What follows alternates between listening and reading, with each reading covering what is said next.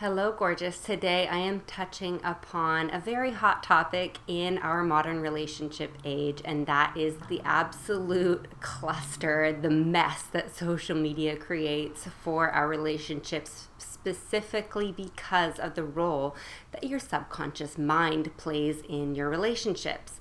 You might have already heard this, but just to refresh your memory, the subconscious mind is responsible for over 90% of your thoughts, habits, patterns, and beliefs. Every single day, over 90% of the content of the thoughts of the looping in your mind is coming straight from your subconscious mind. And the subconscious mind is a very primitive mechanism in our mind. It is wired to sort of put certain things on autopilot so that we don't have to think every single time we are coming up against small decisions, because our minds would literally, overload, and it would take us too long to make safety and survival based decisions that we need to survive right now. The one thing that people might not realize is that your mind works to protect you just as effectively emotionally as it does from physical danger. So we're used to hearing these things about the subconscious mind about you don't have to think about taking your hand away from a fire when you get too close. Your body will just automatically do it. While the way that we work to protect our emotions is the exact same effectiveness and speed. So we don't even think about these decisions that we are responding and reacting to every single day. We just make them in a snap, super, super fast, because our mind perceives danger to our safety and survival emotionally just as effectively as it does physically. So why would you need to emotionally protect yourself? We're connected to billions of other people through the internet, right? Through apps, specifically social media. There is endless opportunity to connect to the outside world through social media, and it creates a massive issue for our relationships. The subconscious mind is wired to keep us in small family groups for life. We basically are kind of living like cavemen in our subconscious mind, even though we are living in this modern world. It hasn't actually evolved that much, the mechanism of the mind, over time.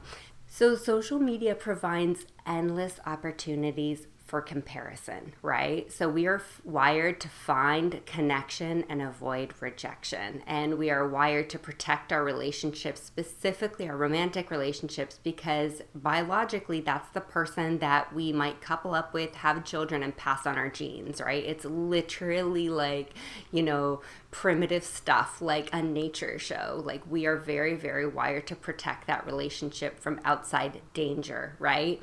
And in the primitive part of our mind, other people that our partner might be attracted to, or people that we're attracted to, they're all potential dangers to the safety of our relationship, right? So social media provides endless opportunities for those emotional dangers to come into our life.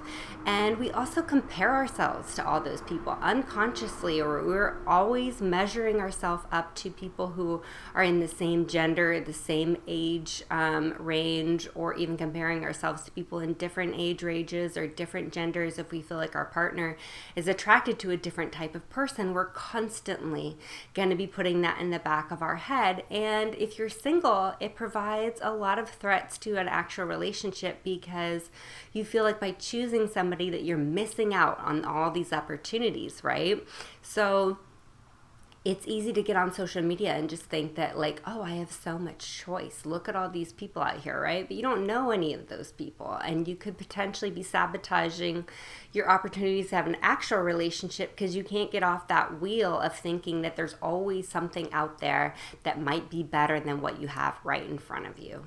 Another reason that social media might interfere with our relationships is that we are wired to feel significant but not different.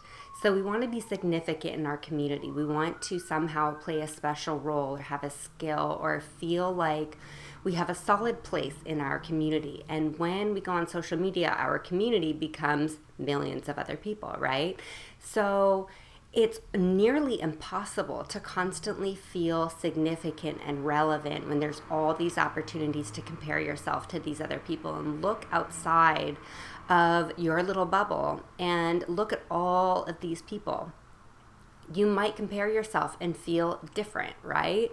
So significant but not different is very, very important. There's something about feeling different that makes us feel not as good as, or like we do not fit in. But when we feel significant, we stand out, but in a positive way, right? So it creates a very big catch-22 for the subconscious mind when you're constantly comparing yourself and trying to feel significant but not different. It's a very, very fine line, a narrow margin in social media, and it provides a lot of opportunities to feel threatened or to feel emotionally unsafe, or like you're not enough and never going to be enough. Another reason that social is problematic is that oftentimes when we feel emotionally threatened, or even if we're just not feeling like we're on the same page as our partner, we might be looking at these little signals, comments that people make on their photos, or the photos that our partner, somebody we're interested in, likes on social. And we take those things as a signal that we are not as safe in our connection with that person, or we read into people liking each other's stuff or engaging with each other's content, right? And it takes a lot of management to constantly just being aware, checking your assumptions to reality, because these decisions, like I mentioned before, are made very, very quickly. So if you feel emotionally threatened, you're going to react in your subconscious instantly, right? You're not going to have to think about it. It's not rational. You are reacting in the moment. And social provides literally hundreds and thousands of opportunities on a daily, weekly basis to feel threatened and to feel like your relationship or a potential relationship that you might want to have is under threat, or you don't even feel like it's possible in the first place. And stay till the end, because this last one might not be something you've ever thought about, and it's really, really important. And the last reason that social media is such a cluster for relationships is that a lot of people, when they're developing a new relationship with someone or developing a deeper relationship, they do it through social media. It's almost like it's almost like people try to get to know each other now through social, which is not getting to know them, which is ironically not relating at all. It's almost like you're trying to watch a movie of this person's life and then strategize how you fit in there, or what you're going to say to that person, or what you might have in common, right? It's like you're trying to develop a relationship from afar through social, developing this strategy. And it's just a fear-based response to feel like you have an edge up, or to feel like you know that person. And social can definitely be a way that we can express ourselves and feel heard, but it's not a very good way to develop a relationship. Oftentimes, people make assumptions about us when they look at our social, right? I'm sure that's happened to you.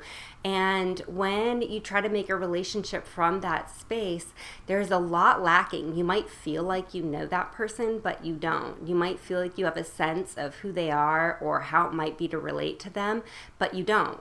We all make these snap judgment assumptions about other people and about what they might be like in a relationship. And no matter how many times that strategy does not work, people continue to do that.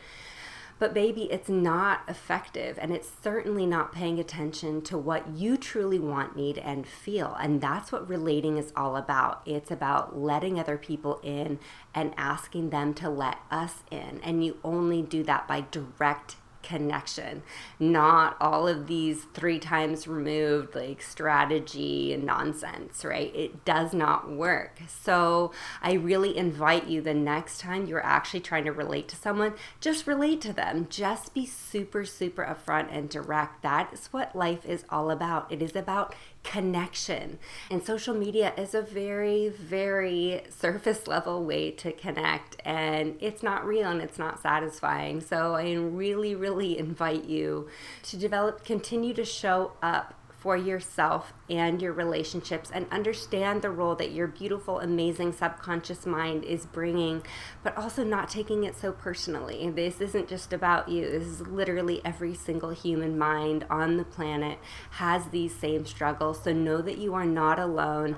And next time you're on social, just have fun and take breaks when you need to, and just do you, boo, and really do what you need to do to sort yourself out, love yourself more, and show up for your beautiful, amazing life. And let me know in the comments below what you want me to make more videos of. I make this content for you to help you in your life, so I really want to know what's going to serve you best next.